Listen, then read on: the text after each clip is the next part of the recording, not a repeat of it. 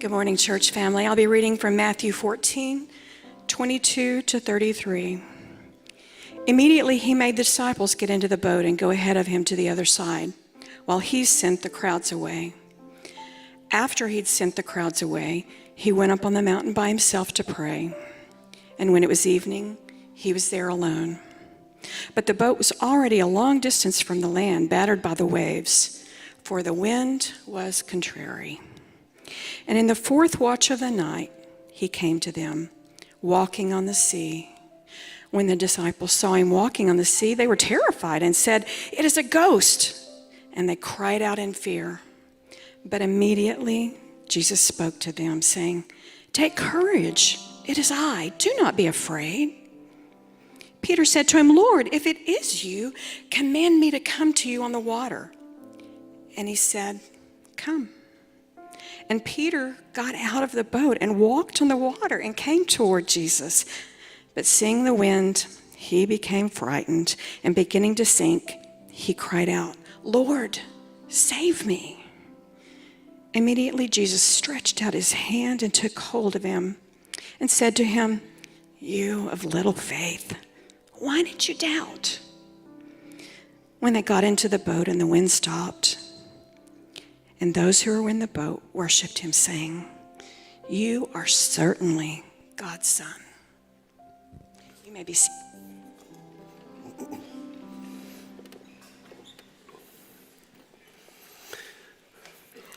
My family and I, we've lived in the Woodlands for a little over 6 years now. And we got to experience a first for our family last summer that all of you got to experience too. It was our first hurricane together. Yeah. And so Jody and I, before the hurricane, we were talking, should we stay or should we get out of here? And I would talk with some of you in here and go, what should we do? And you're like, it's just a category 1, no big deal.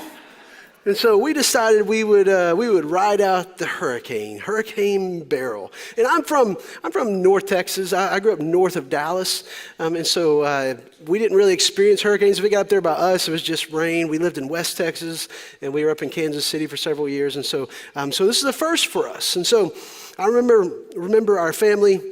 That morning as Hurricane Beryl was coming, we're in our living room watching the weather, the TV, and and every once in a while I'd walk outside, and as the hurricane started to come over us, and I'd walk out and like, this isn't a big deal. And I'm just like, I don't know what everybody's talking about hurricanes. And so then it kept coming, and it would get further inland over our area. And I walked out and I would look up at these big pine trees and big trees around our house. And I'm thinking, trees aren't supposed to bend like that. And they start swirling around and I'm like, this ain't good. I'm getting a little nervous now. At that moment, I'm thinking, I shouldn't have stayed. I should have left. And so we're in the living room trying to act brave for my kids, but I'm terrified. And then we're sitting there, and all of a sudden we hear this loud noise, bam! And it shook our house. I'm like, what in the world happened? And so I go out just to look around our house and see, man, do I see anything? What's going on? And I look up on our roof, and a tree had snapped off and come through my roof, a big tree. And so I jump up in the attic just to kind of see if I could see anything. I did. I saw a big tree sticking through my roof. In we had huge holes. And so I jump into fix-it mode. I'm like, okay, I'm gonna take care of this now. So I told Jody, I'm gonna get the chainsaw, I'm gonna get on the roof and cut it out. That way we can minimize the damage. She didn't think that was a great decision to get on the roof in the middle of a hurricane. And so I didn't do that. And so we just, the next couple hours, we laid tarps out and try to minimize the damage. And so as the storm kind of blew over, we walked out just to assess the damage of our house, the damage around the neighborhood, and it was pretty significant. We had multiple holes in our roof. Trees were down all around their neighborhood. Power was out. Many of you lost power for days. It was a big deal. And I'm thinking at that moment, if anything bigger than a category 1, I'm out. Like y'all are crazy. Y'all are crazy around here. And so, but another cool thing that happened, something else that happened in the following days, I saw more of my neighbors out and helping each other that next week than I had in 6 years of living here. People were sharing electricity from their generators to neighbors, helping keep refrigerators and freezers running. Some of you, y'all loaned out generators to people that needed them. We saw people just driving around with chainsaws, just stopping and helping people cut up trees. And in those few days after that storm, I just saw some incredible good. We got to know our neighbors a lot better. Hurricane Beryl, it did a lot of damage, but it helped me build a better relationship with some of the people right around me. Helped me see things that I need to fix around my house to prepare for the next one. And that storm, it taught me something. That storms are painful, but they have a unique power to grow us and reveal something new to us. And we've all been in storms. You're either in a storm right now, you're coming out of one, or I hate to break it to you, you're about to enter one. And I'm not talking about a hurricane or a literal storm. It's the storms that life throws at us. We're all going to face them. And many of you are in them right now. And maybe your storm is a major health issue that you or a family member is going through. Maybe your storm is a family struggle that you've been carrying for a long time. Maybe it's a financial storm. Maybe it's your job. And you're not sure, should you stay in this job or go into another one? And there's not really a right or wrong answer. Both ways carry uncertainty, and you just don't know what to do. That's a storm. Or maybe your storm is internal. Maybe it's about making wise decisions. You might be feeling the need, just something small that, hey, I know my family needs to get involved in a small group. Or I need to serve, I need to use my gifts, but I'm trying to balance time. How do I do this? In my family, my kids are involved in sports, and we love that, and we want to keep them keep growing in their sport and learning it, and keep them at a competitive level. But how do I balance that while trying to make sure we instill and we teach that there are certain values that we have that we're not going to let go of, like coming to church? That's something that we face, that many of you in here, you're trying to figure out what's the wise decision. That's a storm. And so what is your storm this morning? And when we are in storms, we sometimes feel like one of those trees in that hurricane, they're bending over, being tossed by the wind. And you feel like you are about to break. And the winds, they don't ever seem to lighten up. And the damage is mounting. And you're just trying to do the best you can to hold everything together. And if we're honest, sometimes in those storms we start to wonder, where is God? Is he here? Is he even listening to me? I'm praying and I don't feel it. Did God forget? Where is he? And so what do we do with that tension? What do we do with the fear, the uncertainty, the storms that we didn't even ask for? But we're not the first to face it. The disciples know this feeling too, and perhaps no one felt the ups and downs of following Jesus more so than Peter.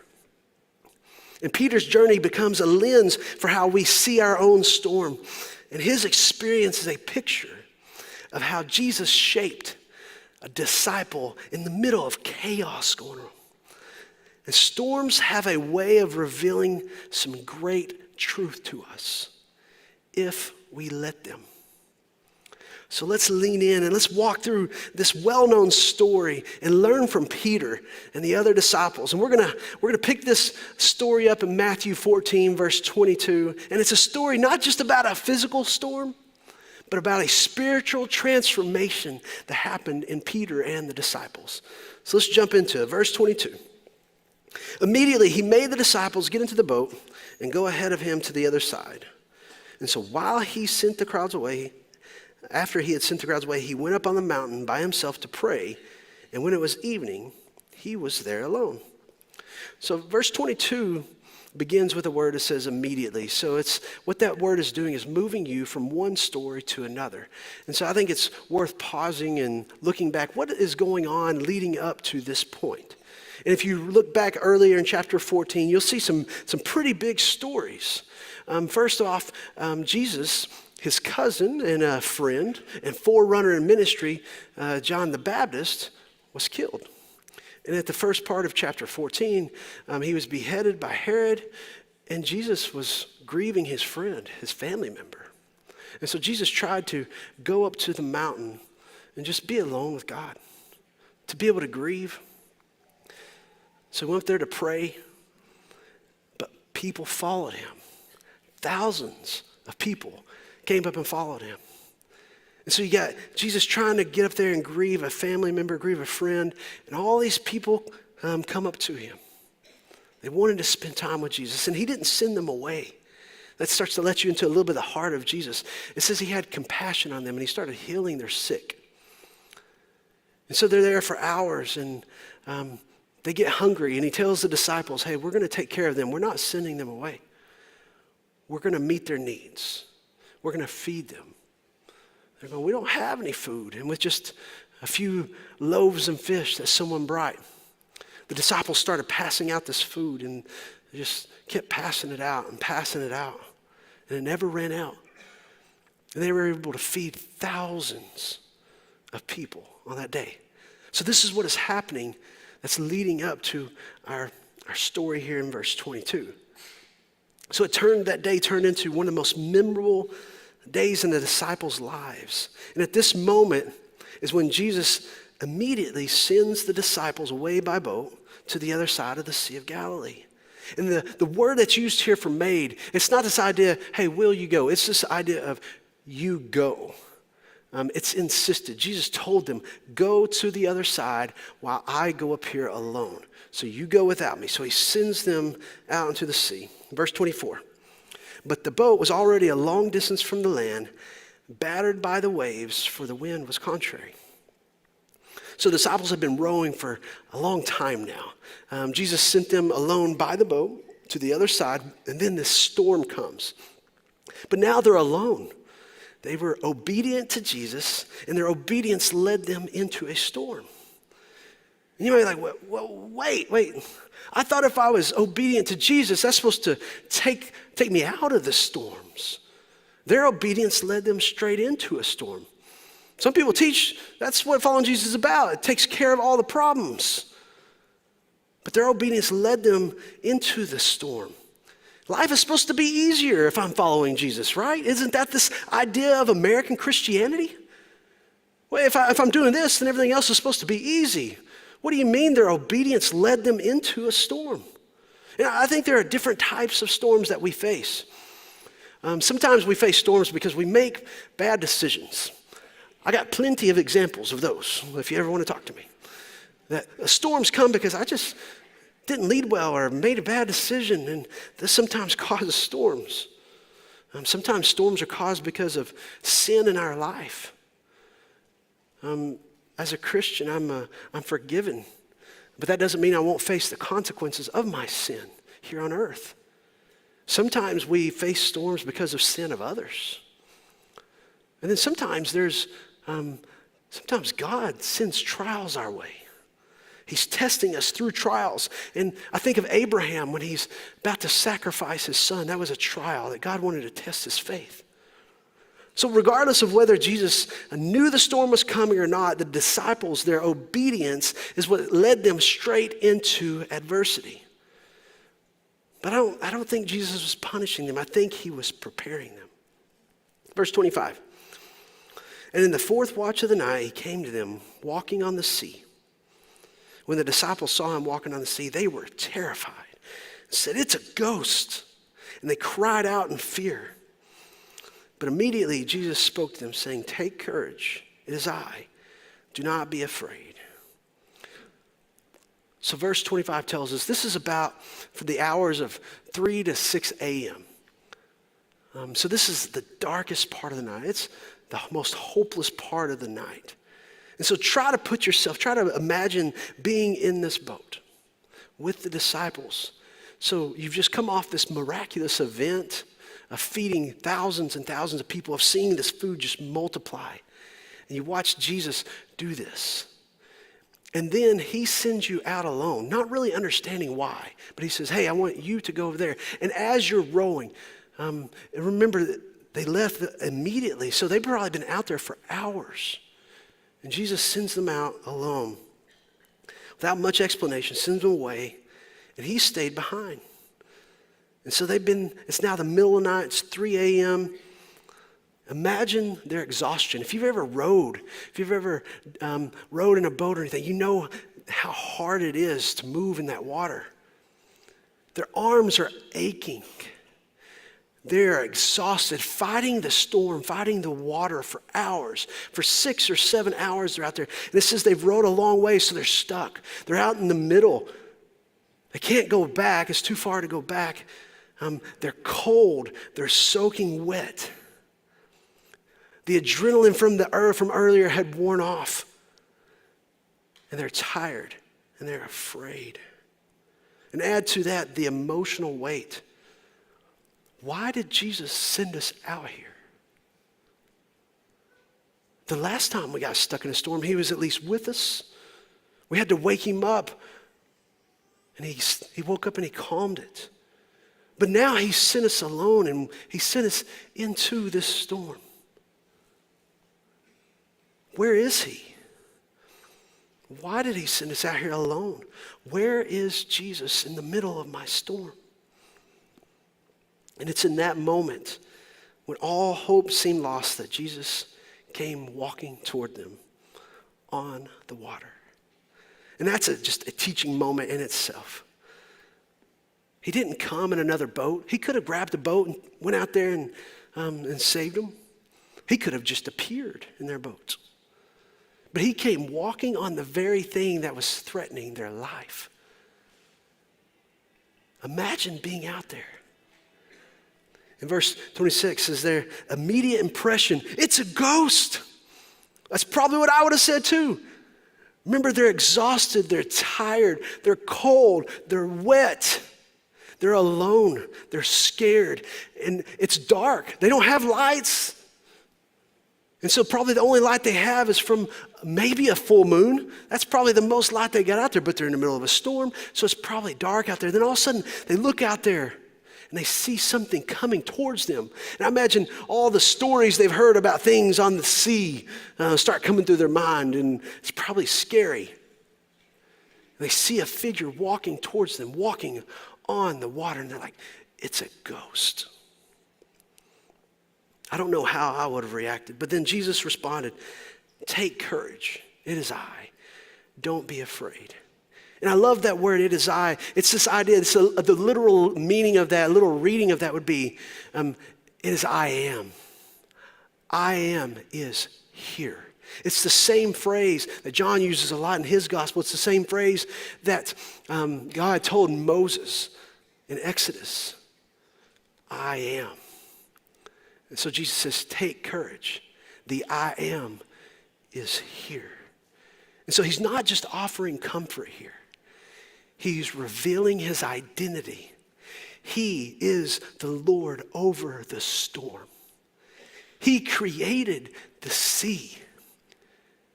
He is the I am. He is God. In verse 28, Peter said to him, "Lord, if it is you, command me to come to you on the water." And he said, "Come." And Peter got out of the boat and walked on the water and came toward Jesus. But seeing the wind, he became frightened and he began to sink. And he cried out, "Lord, save me." So of all the disciples, it's no surprise to me that Peter is the one that spoke up. And I love this. It's fun walking through the life of Peter this summer. We're going to see a lot of these stories. He's a little bit impulsive. He is the guy that cut off a dude's ear. And so he kind of just jumps out there. He goes, hey, if it's really you, hey, Lord, if it's you, then tell me to come to you. Like what made Peter think that he could walk on the water? This actually shows a lot of his faith that he has in Jesus. And so he says, hey, if it's really you, come to me. He's kind of testing God. He said, if it's really you, then tell me to come. And I don't believe that this is offensive to God. I think he's big enough to handle our doubt. I do this in my own prayer life sometimes. I'll be praying about something. God, if you want me to do this, I need you to either open this door or I need you to shut it. Because I need some help. I need you to speak to me. Lord, if you're really asking me to do this, then open that door. Hey, Lord, if you want me to do this, I need somebody around me to affirm this.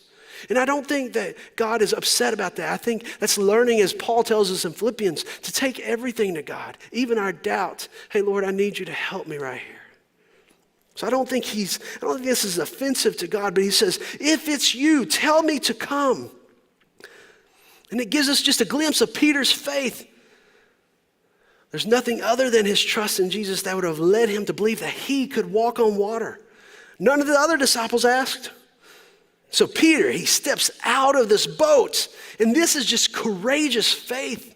And I wonder how he did it. I wonder if he's like puts his foot over, like tiptoes, and puts a toe in to see, is it going to hold me up? Did he just kind of cannonball in? I don't know. We see later, after the resurrection, he sees Jesus and he just jumps in. How did Peter react? But I don't know. I like to put myself in there for a moment. How did he do it? But just for this moment, he steps in that water and he takes some steps. He is a water walker. And for just this moment, he and Jesus are the only two people to ever do this. He was walking on water. We don't give Peter enough credit here. And this is such a cool moment in the Bible.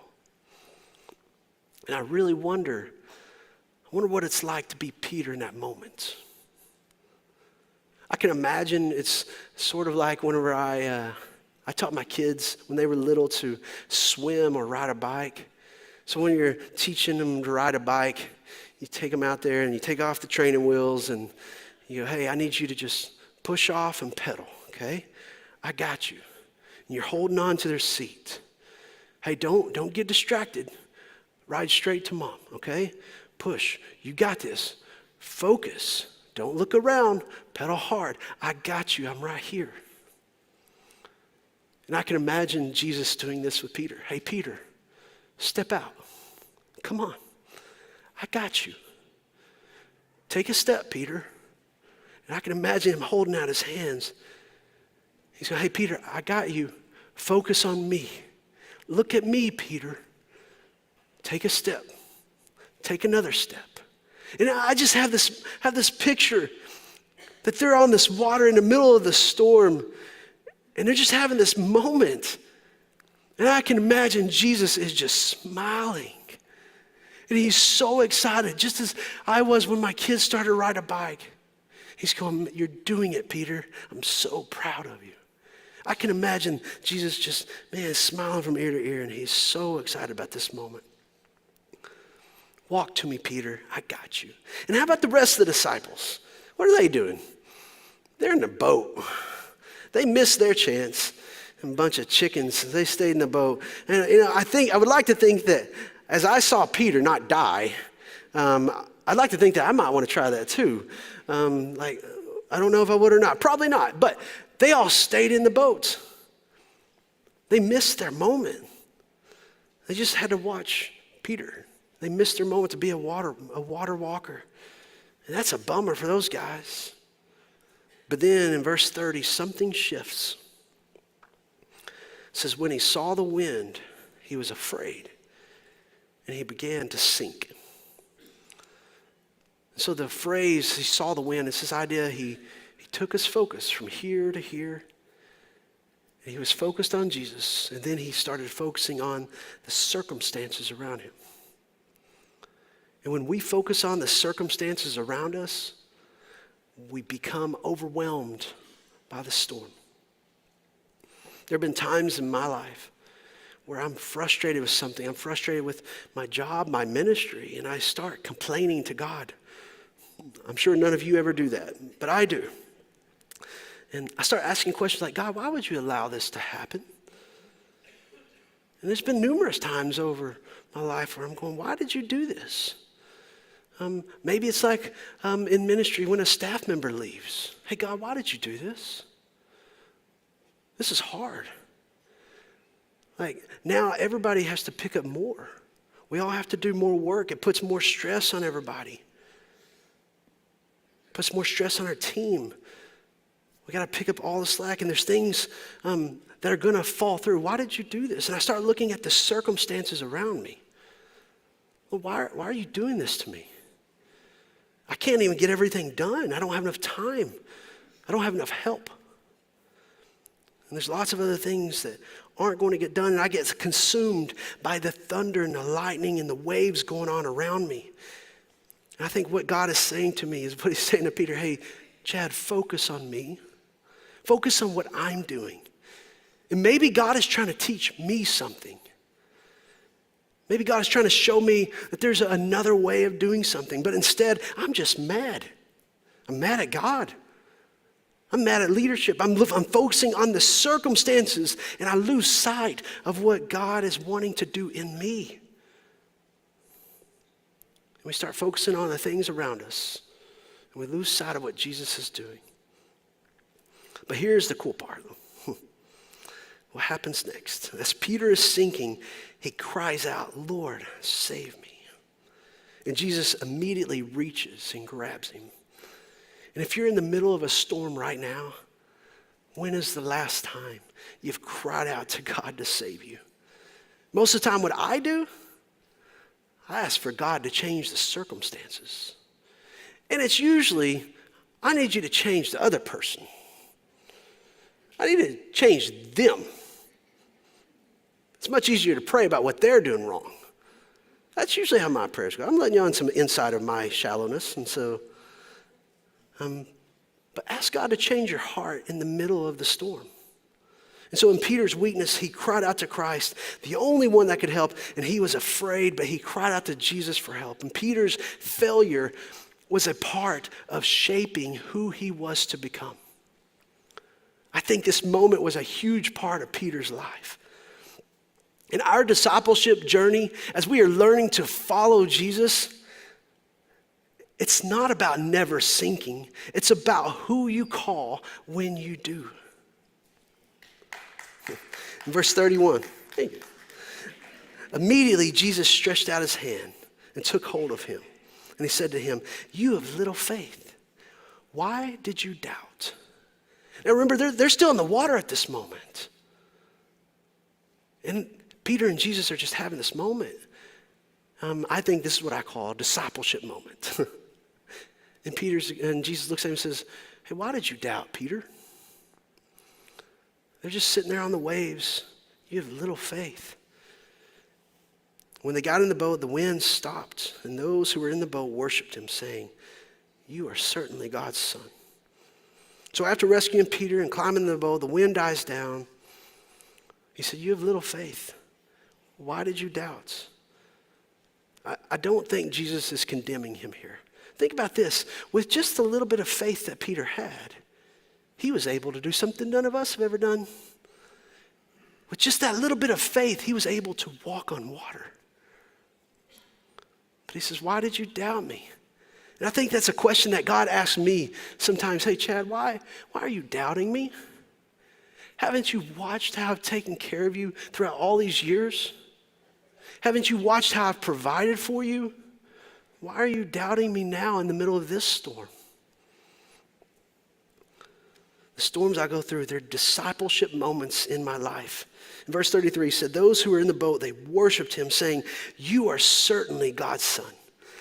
And so for the first time in Matthew's gospel, we see that the disciples got it. And this is not a casual admiration, like, ooh, that was cool. It was this idea, the word used here for that is this idea they're laying prostrate. They fell down and worshiped the Messiah. And they said, he is certainly God's son. There was something about the events that led up to this. It might have been watching thousands of people get fed right before this. It might have been all of that went into this story, the storm, the rowing, the exhaustion, the water walking, Peter sinking, Jesus rescuing him. It all led to worship. The storm brought them to this point. And they said, certainly, this is the Son of God. Wow. Storms have a way of shaping us to become more like Jesus if we let them. So everyone in here will be in a storm at some point or another. How are you going to let the storm shape you? And the story in Matthew is telling us a story about what Jesus does in us. When the winds pick up, when the waves pick up, the waves rise and the thunder and the lightning are crashing around us. And when Peter stepped out and sank, when the disciples finally saw Jesus for who he truly was, it wasn't just a miracle they experienced. Jesus was shaping their faith through every step of the way in the middle of the storm. So what can we learn from Peter and the disciples about our storms? I think first of all, we got to understand that our obedience does not always lead to comfort. Following Jesus does not exempt us from hardship. Sometimes our obedience is what leads us into it. When we moved our family here 6 years ago, that was a hard move for us. We left friends that we loved. With our kids left schools and friends they loved. And I would love to tell you that the first few months were smooth. But when your kid looks at you and says, hey, I want to go back home, that becomes a storm real quick. I've known people who took a stand at work and refused to compromise their integrity.